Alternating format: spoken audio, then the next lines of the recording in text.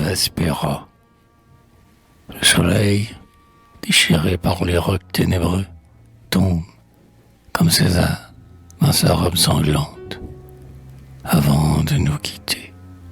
L'heure se fait plus lente, et de confuses voix murmurent des adieux. C'est le soir.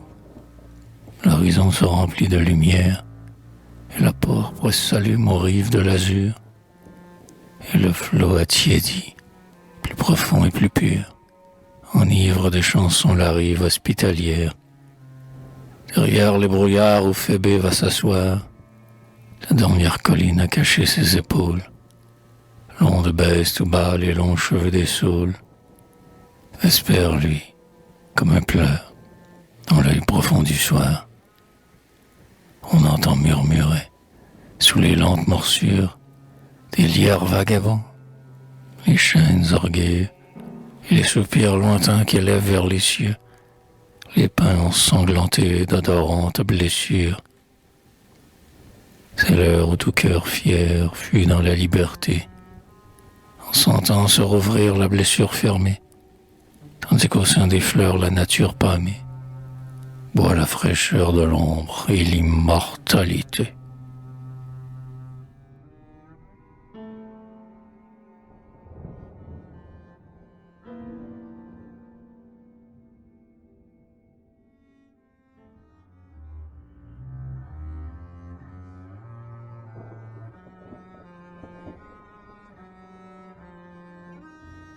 Les ombres s'allongeaient à des dragons pareils. Les grands bois, accroupis au bord de l'horizon, semblaient des bœufs couchés ou de frileuses vieilles qui chauffent leurs pieds morts alentour d'un tison. Dans l'azur immobile et poli comme un marbre, des étoiles filtraient, pareilles à des pleurs, et la sève, perlant sous l'écorce de l'arbre, emplissait l'air voisin de puissantes odeurs. À l'ombre des roseaux dressés comme des pics, les grenouilles, en chœur, jetaient leur voix rythmique. De nocturnes oiseaux, dans l'air, traçaient des ronds. Et la brise, frôlant la cime des bruyères, en soulevait les seins vibrants des moucherons, dont la lune argentait les vivantes poussières.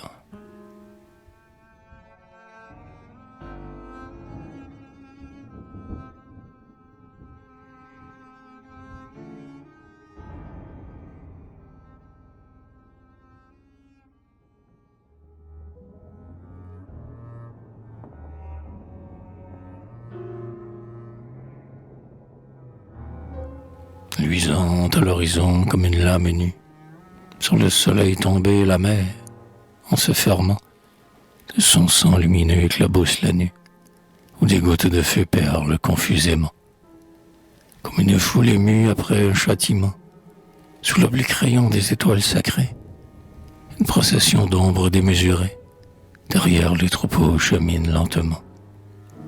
On dirait qu'un vieil orgue aux lentes harmonies, de l'océan désert peuplant l'immensité, murmure dans la nuit de graves litanies, et qu'un miséréré par la vague est chanté, et comme au bout d'un bras un chef ensanglanté, la lune monte au ciel, qui, dans la nuit obscure, semble, avec son front pâle et sa morne figure, la tête sans cheveux du grand décapité.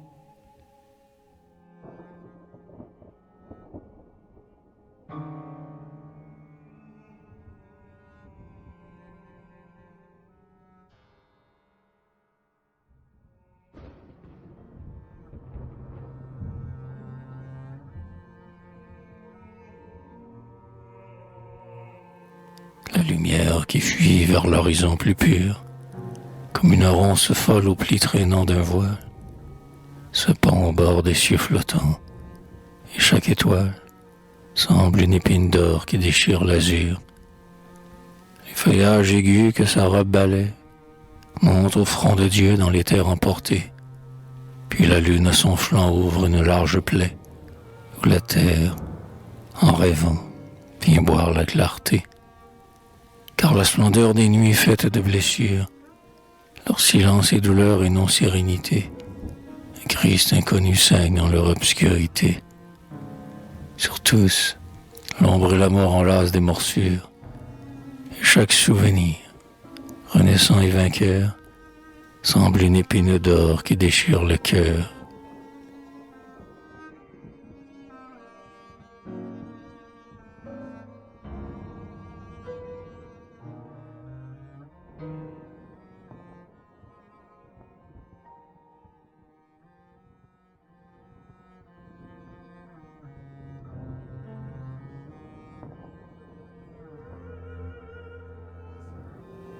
Le vent frais a doublé les ailes de la nuit.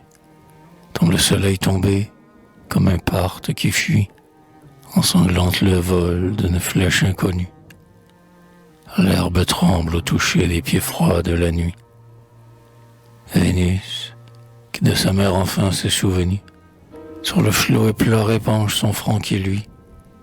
L'innombrable baiser de l'onde la poursuit, vers son lit d'algues vertes à peine revenues.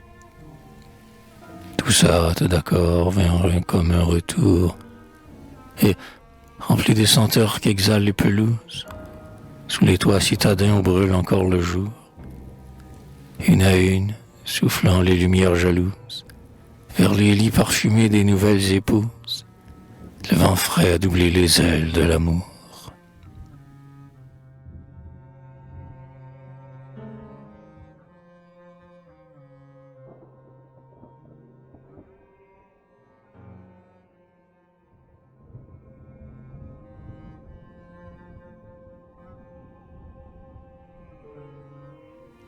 Derrière les grands joncs, rôdeurs mélancoliques, le crapaud fait teinter sa langue de cristal et rythme, comme un bruit mécanique et fatal, l'innombrable retour de son chant bucolique.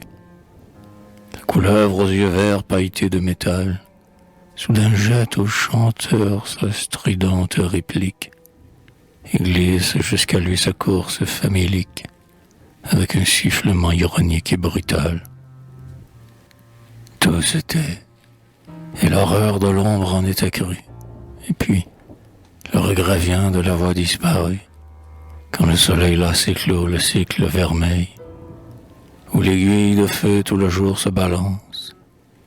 Le nocturne veilleur comptait l'heure au silence, et mesurait au bois la douceur du sommeil.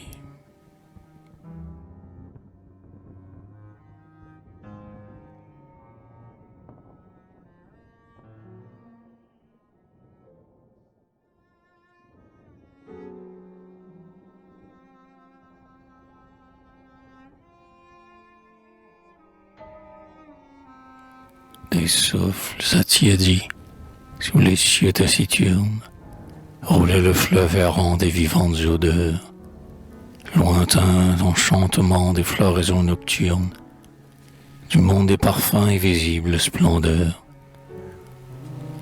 J'en oubliais l'effroi de ces ombres moroses, que l'heure, à nos cerveaux, comme au mont vient asseoir, et j'admirais comment l'air pénétrant du soir fait jusque sous nos fronts monter l'âme des roses. J'avais maudit l'azur et ses illusions, mais sentant, réveillé des mornes visions, respirer sous mes pas l'argile maternelle. Le désir me surprit de me mettre à genoux et d'adorer, perdu dans la nuit solennelle, cette grande pitié de la terre pour nous.